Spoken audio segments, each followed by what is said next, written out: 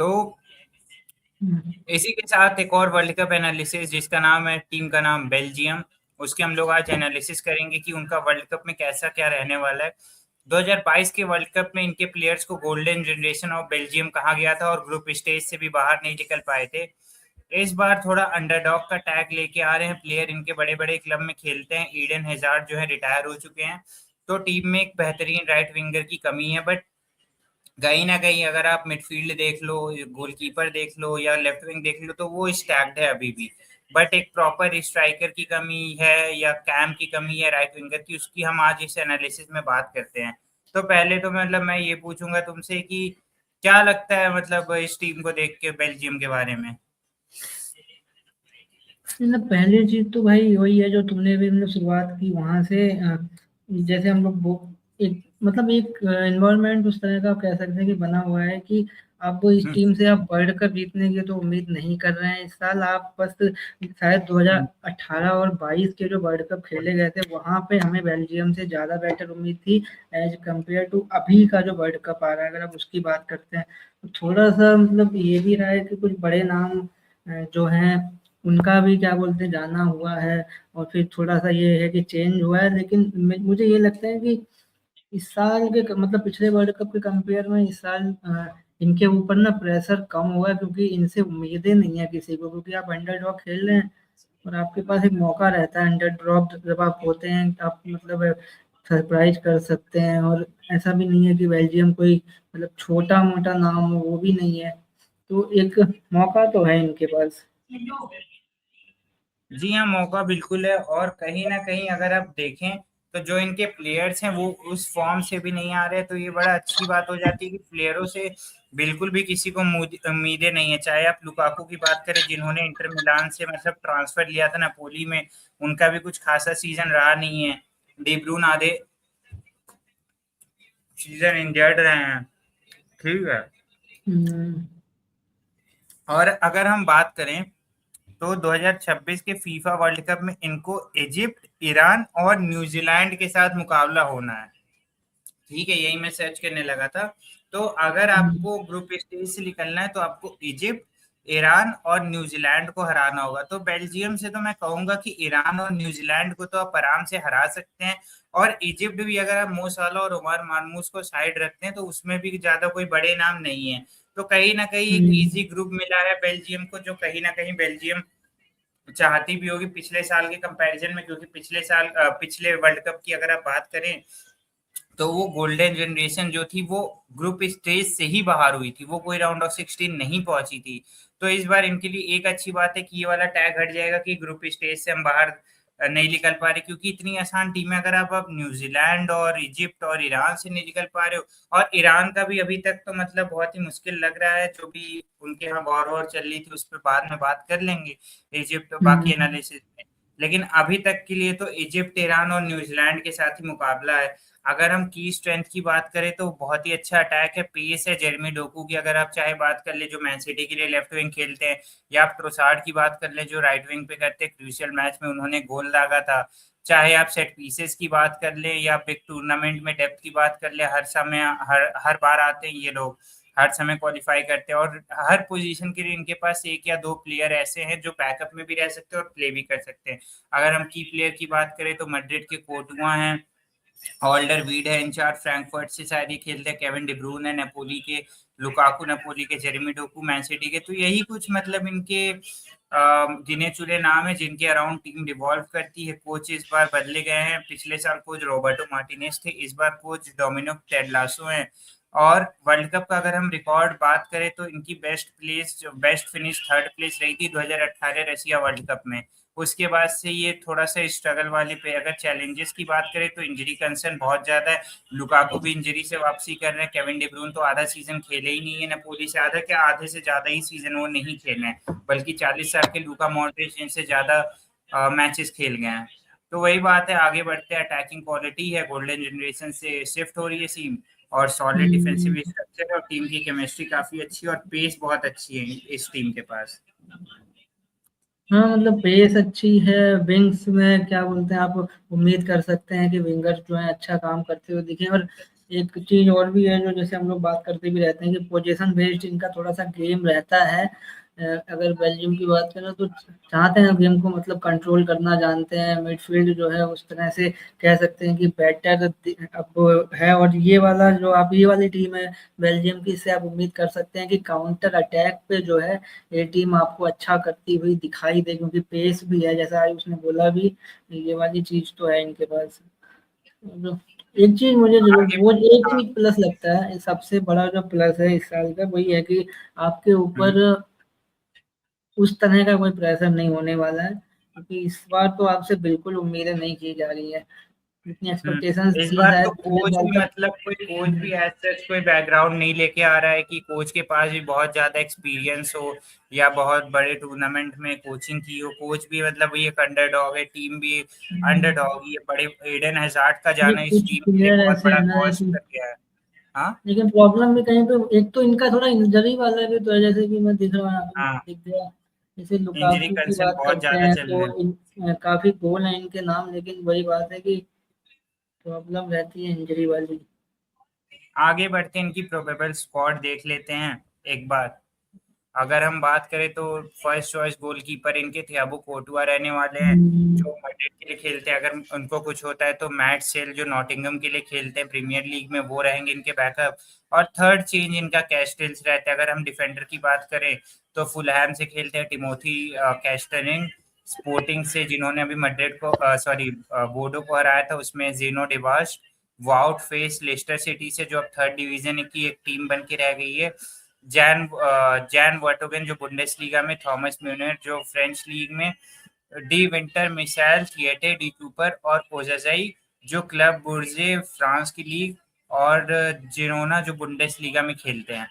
तो डिफेंडर जो देख लें आप, तो डिफेंडर में वो क्वालिटी मुझे नहीं नजर आती है। उसके बाद अभी आगे बात कर लेते हैं। अगर हम मिडफील्ड में आए तो इनका मिडफील्ड के अराउंड ही गेम रिवॉल्व करता है। चाहे आप बरेला की बात कर लें, चाहे आप विट्सेल की बात कर ले, केविन डी ब्रून तो है ही, अमाडू ओनाना एस्टन विला से बहुत अच्छी परफॉर्मेंस रही थी इनकी, जो अभी इन्होंने हाल ही में यूरोपा जीता है हफ्ते भर 3-4 दिन पहले। वहां पे इनकी बहुत ही बढ़िया मतलब मिडफील्ड में कॉम्बिनेशन रही थी ओली वॉटकिंस के साथ में।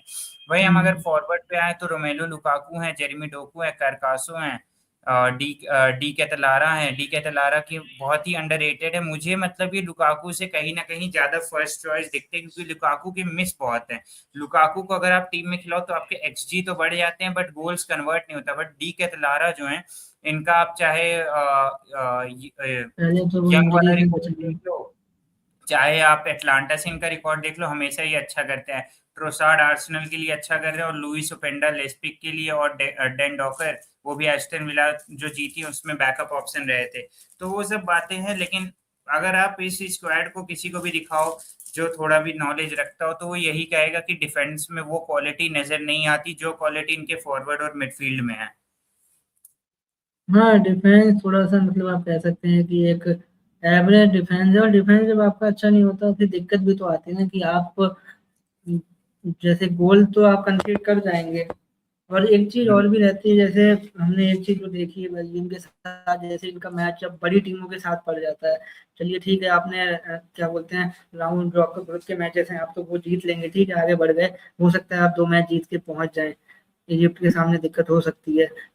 लेकिन जो बड़ी टीमें आपके सामने आती हैं तो आपका गेम वो रहता भी है ना थोड़ा सा, जो हम लोग देखते भी हैं अदर्स गेम में भी कि जो जब सामने एक्सपीरियंस टीम आ जाती है तो जो छोटी टीमें रहती हैं तो उनके ऊपर पता नहीं एक्स्ट्रा बर्डन आ जाता है कि आपका जो नेचुरल गेम है आपसे वो भी नहीं निकलता है। तो जो सीनियर प्लेयर्स इनमें से निकल के आ रहे हैं, देखिए सब बड़ी बड़ी, ऐसा भी नहीं है कि सब अच्छी अच्छी टीम से खेलते हैं। अगर क्लब्स के ऊपर हिसाब से देखें तो एक्सपीरियंस तो है इनके पास भी बड़े लीग पर खेलने का, बड़े स्टेज में खेलने का। बट ये है कि एज अ नेशनल साइड आप किस तरह से लेके चलेंगे। हम्म। और कहीं ना कहीं जो बात भी है, अब स्क्वाड की अगर हम बात कर ले तो लीडर एक्सपीरियंस्ड है, यंग टैलेंट बहुत एक्साइटिंग है, मिडफील्ड में क्रिएटिविटी, अटैकिंग में डेप्थ है, डिफेंसिव स्ट्रक्चर इनका ठीक ठाक सा रहता है, पोजीशन बेस्ड फुटबॉल रहती है। और वर्ल्ड स्टेज पे इनका ये लगातार तीसरा वर्ल्ड कप है, तीसरा या चौथा, और हमेशा अच्छा किया है। बट मेरे ख्याल से जो 3 चीजों में अगर आप मुझसे पूछें बेल्जियम लैक करती है, वो एक proper defence quality, proper defensive Duo, proper full back Duo, एक प्रॉपर राइट विंगर मुझे कोई नहीं दिखता है इसमें। जेरेमी डोकू को आप उठा ले, वो भी लेफ्ट विंगर है, ट्रोसार्ड लेफ्ट विंगर है, करकासू वो भी लेफ्ट विंगर है, जो राइट विंगर खेल लेते। लुइस ओपेंडा एक इनके प्रॉपर राइट विंगर है।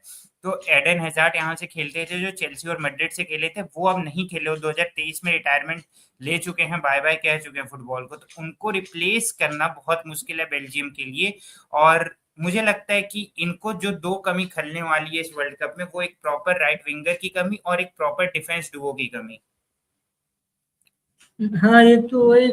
नहीं वैसे अगर जैसे ट्रोसार्ड का नाम लिया, अगर चाहें तो इनको राइट विंग पे खिला तो सकते वही हैं। बात है ना, खेल सकते हैं, और एक प्रॉपर राइट लेकिन विंगर है, उसी हाँ के ये बीच में बात तो है बेल्जियम कि फंसी मतलब हुई है। प्रॉपर राइट विंगर तो आपके पास प्रॉपर नहीं है। राइट विंगर जो अपने पोजीशन पे राइट फ्लैंक पे राइट फुटेड खिलाड़ी हैं, वो लुइस बट वही ओपेंडा ना, ही हैं इस टीम में। अब मजे वाली कारकासो भी बात तो ये भी है ना क्या। कि जैसे हम लोग विंग्स पे ही चर्चा कर रहे हैं और विंग्स पे ही दिक्कत अगर हम लोग चर्चा कर रहे हैं, अब प्रॉब्लम क्या है कि आपको जो आपका अटैक है उसी से उम्मीद भी है, क्योंकि हम्म। ट्रोसार्ड जैसे प्लेयर्स हो गए यहाँ पे और डुगू जैसे प्लेयर्स हैं, ये अगर चल जा रहे हैं तब आपको फायदा भी है। क्योंकि अगर आप आर्सेनल के लिए ट्रोसार्ड ने जो किया था, शायद लास्ट सीजन का था वो है, क्या, लास्ट नहीं सीजन नहीं, का ही था वो। अभी सेकंड लास्ट मैच में उन्होंने डिसाइसिव बिल्कुल इस गोल मारा साल, था हाँ वेस्ट मतलब हैम। इस इस साल भी साल दिखे हैं, गेम अच्छे दिखे टाइम नहीं हैं। मिला है, बट पिछले साल वो काफी उभर के आए थे, पिछले बट साल काफी उभर के आए थे, वही ना मतलब हाँ पिछले हाँ, साल तो अच्छा कर रहे थे, तो पिछले वही साल चीज है। का सीजन इस साल के सीजन से अच्छा था। बट ये है कि इस सीजन भी उनके 2-3 क्रूशियल गोल है, जहां मैच ड्रॉ जा रहा था और 1-0 से आर्सेनल जीती।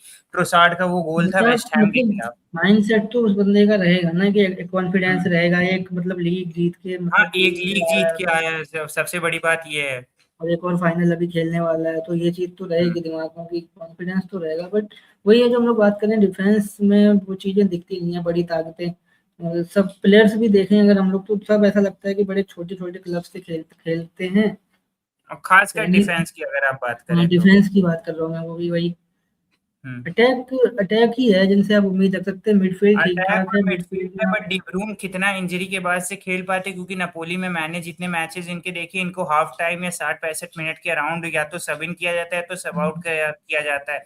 तो प्रॉपर 90 मिनट की मिडफील्ड अब रह नहीं गई है। मतलब केविन डी ब्रून की को 90 मिनट तक पिच पे खेल ले, वही वो 50-60 मिनट की।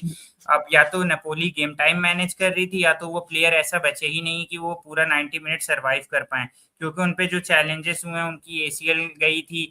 तो इस वजह से काफी इंजरी, एसीएल जब जाती है तो इंजरी से रिटर्न करने में आपको 8 से 9 महीने लगते हैं, और उन्होंने किया मुश्किल से, इन्होंने 3-4 महीना रेगुलर फुटबॉल खेली होगी, या शायद उससे कम भी, और बीच में उसमें भी इंजर्ड हो गए थे। तो मतलब जो नेमार के साथ हम एसोसिएट करते थे कि थोड़ा सा खेलते इंजर्ड हो जाते, वैसा ही अब डी ब्रून की हालत हो चुकी है। तो मुझे लगता है कि डी ब्रून सेलेक्ट तो हो गए हैं और हो भी जाएंगे, बट कैप्टन भी रहेंगे, बट कैसी परफॉर्मेंस रहती है वो सबसे ज्यादा मैटर करेगा। हाँ ये भी रहती है। और यहाँ पे देखो ये एस्टन विला के उनाना भी दिख रहे हैं मेरे को, इनसे आप उम्मीद हाँ लगा हाँ। सकते हैं कि जैसे डी ब्रुयन अगर उस तरह से ना करें तो ये जो है थोड़ा सा काम कर दें। अगर उस तरह का तो नहीं कर सकते हैं, वो तो बहुत अंतर है, लेकिन थोड़ा बहुत मतलब ये जरूर है कि इनसे आप थोड़ा सा डिफेंसिव मिडफील्ड जो है, मिडफील्ड थोड़ा सा उस तरह से मजबूत होती है। देखना होगा, कंसर्न तो इनके पास काफी चीजें हैं, क्योंकि इंजरी आगे वाला बढ़, भी एक बड़ा प्रॉब्लम है। आगे बढ़ते हैं अब अगर अगर तो हम बात इनका नहीं करते बने प्रेफर्ड तो। फॉर्मेशन हमारे टेला रासो की क्या रहती है, तो 4-2-3-1 पे जाना पसंद करते हैं। इस वर्ल्ड कप में आप बहुत देखेंगे कि डबल पिवट का यूज होगा, क्योंकि एक ट्रेंड होता है, एक समय ट्रेंड आया था फुटबॉल में जहां पे टिकी टाका बहुत फेमस हुआ था कि आपस में पासिस करो, और उसके बाद छोटे छोटे पासिस करके सामने वाली टीम का डिफेंस खोलो, उसके बाद गोल मारो। फिर गीगन प्रेसिंग जर्गन क्लॉप लाए थे, जिनका ये था कि बॉल गीगन प्रेसिंग करो, कि बॉल सामने वाले अटैकर के डिफेंस के पास जो उनसे तुरंत अटैक छीन के काउंटर करो। अब जो थोड़ा सा फुटबॉलिंग वर्ल्ड में चल रहा है कि आप जो है डिफेंस पे ज्यादा ध्यान दो, अगर आपकी डिफेंस स्ट्रांग रहेगी तो आप एक गोल के अंतर से भी जीत सकते हो। तो इसी वजह से टीमें जो है डबल पिवट का यूज ज्यादा करेंगी 4-2-3-1 का, क्योंकि 4-2-3-1 में होता ये है कि जो टू है, जो टेलेमांस और उनाना आप देख पा रहे हैं, वो डीप बैक फॉल कर जाते हैं, जिसकी वजह से आपके बैक सिक्स भी हो जाते हैं, और अगर आपका अटैक चल रहा होता है तो ये आपका अटैक में भी हेल्प कर देते हैं, तो दो काम कर देते हैं। उसके बाद अगर हम प्रोज की बात करें तो इंडिविजुअल क्वालिटी बहुत है, अटैकिंग वर्सेटैलिटी बहुत है, स्ट्रॉन्ग सेट पीसेस हैं, एक्सपीरियंस इन बिग गेम है, लगातार वर्ल्ड कप खेला हुआ है, तो ऐसा नहीं कि कोई टीम नई वर्ल्ड कप खेल के मतलब कोई नई टीम क्वालिफाई करी हो जिसको वर्ल्ड कप खेलना ही ना आता, वर्ल्ड कप हाँ खेला मतलब इन्होंने। बेल्जियम का तो नाम सबने सुना ही होगा वर्ल्ड हाँ। कप में। अगर हम प्लेइंग स्टाइल की बात करें तो शिखर ने बोला भी कि पोजीशन बेस्ड फुटबॉल रहती है, अटैकिंग फुटबॉल रहती है, बिल्डअप प्ले रहता है बैक से। डी ब्रून इनके मेन प्लेयर प्ले मेकर रहते हैं जिनका काम रहता है बॉल को निकाल के स्ट्राइकर और विंग तक पहुंचाना। फुल बैक्स का काम रहता है स्ट्रेच करना, कॉम्पैक्ट नहीं खेलते, थोड़ा सा वाइड खेलते और हाई प्रेस करना। बट अगर हम कॉन्स की बात करें तो डिफेंसिव ट्रांजिशन, जैसे कि हमने बात भी की कि डिफेंस कोई ऐसा नहीं है कि आप जैसे आर्सेनल के लिए सलीबा और गैब्रियल वो काम करते कि डिफेंसिव डुओ है कि आपने ये सोच लिया हाँ ये दोनों जब तक रहेंगे तब तक तो काम चलता रहेगा, तो एक डिफेंसिव डुओ की मिसिंग है। पूरी डिफेंस में समझ नहीं आ रहा कि किसको खिलाएंगे किसको नहीं खिलाएंगे, सारी यंग स्क्वाड है। इनकंसिस्टेंसी बहुत है, कभी आप थर्ड फिनिश करते हो, कभी आप ग्रुप से बाहर हो जाते हो। और स्क्वाड की अगर बात करें तो एवरेज स्क्वाड की बात करें, एज की बात करें, कोर्टुआ 35 प्लस हैं, लुकाकू 36 प्लस है, डिब्रून 36 प्लस हैं। ठीक है। तो मतलब इनके काफी प्लेयर जो है वो 35 36 क्रॉस कर चुके हैं और आपके पास मौका है नहीं उनको बदलने का, तो आप उनके साथ जा रहे हो। तो वो वाली बात है। अगर चैलेंजेस की बात करें तो डिफेंस नहीं है इनके पास ढंग की, प्लेयर की फिटनेस नहीं है और एज बहुत ज्यादा बढ़ी की प्लेयर की, डिब्रून लुकाकू कोर्टुआ डोकू टिडिमास ट्रोसार्ड यही रहने वाले हैं और आमदू ओनाना। हाँ ये तो है। और इनके साथ तो हम लोग वो नॉर्वे वाली चीज भी नहीं मतलब एसोसिएट कर सकते ना कि आप क्या बोलते हैं बड़ी टीमों को सरप्राइज कर सकते हैं टाइप का, क्योंकि इनका रहा है एक चीज कि ये चोक कर जाते हैं।